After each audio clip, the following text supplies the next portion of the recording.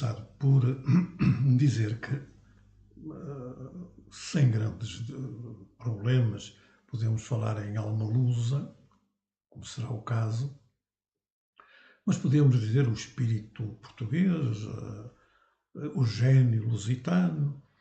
Há várias formas de tentar aludir à mesma realidade, não é? Que tem também a ver um pouco com as circunstâncias culturais, não é? Hoje, de facto, quando se fala em gênio, normalmente está-se a pensar uma capacidade fora do comum de uma determinada pessoa, por exemplo, não é? No caso do Teixeira de Pascoais, por exemplo, quando falava em gênio, não estava a pensar propriamente nisso, estava a pensar numa espécie de uma dimensão espiritual, que se manifesta, isso sim, em cada pessoa, ou em muitas pessoas, mas também em atos, em acontecimentos, em obras, e até, digamos assim, num certo ambiente, num certo clima, que é característico de um determinado povo, neste caso, do povo português. A questão que se levanta, e acho que não é mau começar por aí, é perguntarmos-nos se a noção de alma, não é? De espírito, de alma, é aplicável além das pessoas, não é? O que normalmente, pelo menos na cultura corrente, não suscita grandes discussões, não é? Até é corrente dizer que o homem é composto de corpo e alma, não é? E reza-se a alma dos mortos, não é? Portanto, aí não haverá talvez grande discussão, embora o problema seja um problema, digamos, filosófico e teológico e religioso, muito importante. Mas podemos dizer que há um certo consenso de que cada pessoa, cada indivíduo, não é? Tem um espírito. Tem um espírito que é próprio. Até podemos chamar uma razão, não é? Em vez de dizer que o homem é um composto de corpo e alma, podemos dizer que o homem é um ser dotado de razão, não é? Tem uma razão, tem um espírito que lhe é próprio, que é característico do homem e digamos que não é partilhado pelos outros seres da natureza com quem partilhamos esta vida e este mundo natural, não é? Natural e cultural e civilizacional. Bom, mas já não é tão pacífico, talvez, perguntarmos-nos se um povo, não é? Uma nação, tem também uma alma, não tem também uma alma, tem um espírito que lhe é próprio. Confesso que não é tão fácil, argumentar a favor disso. Se já não seria fácil argumentar a favor da existência de uma razão, de um espírito, de uma alma própria de cada um, e tanto não é fácil, que há quem conteste isso, não é? Mais difícil ainda será argumentar em favor da existência de uma alma ou de um espírito comum a um povo. Até porque o problema aí já se põe em relação a aspectos muito mais complexos, não é? Do que em relação a uma pessoa. Porque, naturalmente, quando eu falo de um determinado indivíduo, não é? Ele está relativamente bem definido, não é? Tem uma identidade que é mais ou menos bem conhecida. Tem uma delimitação temporal, nasceu em tantos de tal, em tal parte, filho de fulano e beltrano, foi educado assim, etc, etc, seguiu este percurso, até, digamos, deixar este mundo, não é? E, portanto, o contorno, não é? Dessa pessoa o que ele fez, os acontecimentos que marcaram a sua vida, a memória que deixou, etc., é relativamente objetivo, é bastante objetivo. Quando falamos de um povo, torna-se um problema muito mais complexo, não é?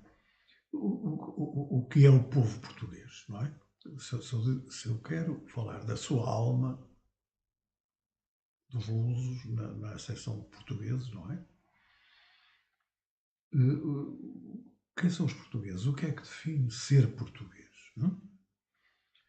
É claro que podíamos usar aqui uma habilidade e dizer, bem, é português quem partilha a alma lusa, não é? Não é tanto por ter nascido em Portugal, não é tanto por falar português, por exemplo, por ter a nacionalidade portuguesa oficialmente, que uma pessoa será português nesta acessão, não é? Mas será por partilhar um certo espírito que é comum aos outros portugueses autênticos, chamemos assim, portugueses autênticos. Mas está claro que a questão é, e quem são os portugueses autênticos? Quem são? Hã?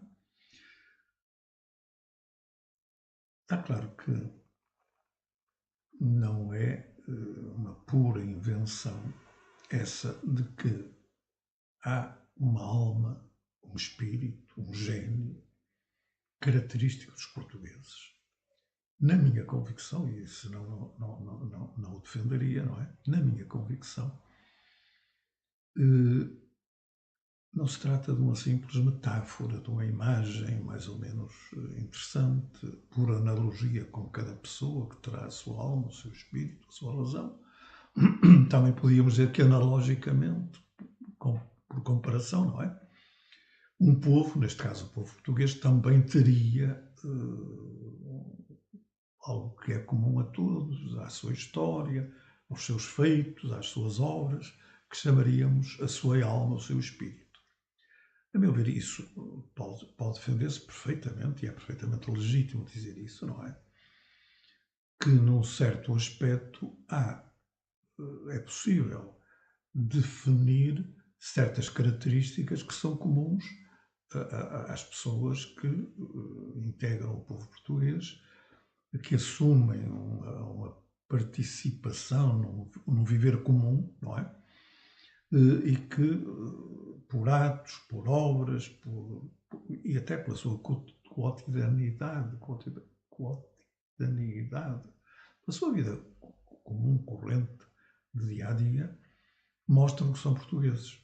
O que, aliás, nem é nada do outro mundo, porque não faltam testemunhos de estrangeiros, digamos assim, que vieram a Portugal e disseram: os portugueses têm um certo caráter muito próprio, não é?